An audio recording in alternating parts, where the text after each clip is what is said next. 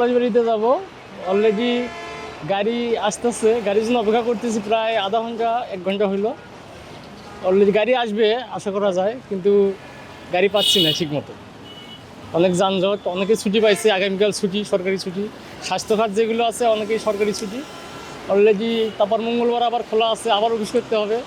বাড়ির জরুরি প্রয়োজনে একটু বাসায় যাচ্ছে আর কি, আবার অফিস করতে হবে মঙ্গলবার। আমাদের বুধবার থেকে অলরেডি স্বাস্থ্যখাতটা ছুটি হয় আর কি। অলরেডি আবার শনিবার থেকে অফিস খোলা, আবার দেখা যাক কত দূর কী হয়। আল্লাহ তাআলা যেন ভালোভাবে ঈদ করায়, এই উপলক্ষে যাচ্ছি পরিবারের সঙ্গে ঈদ করার জন্য।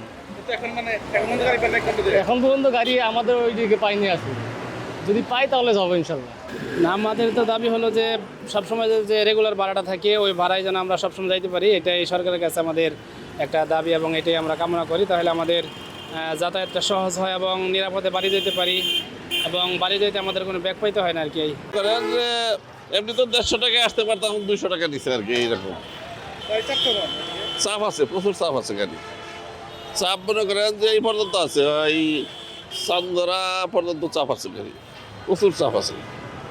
তারপরে এদিকে চাপ কম, এদিকে চাপ নাই।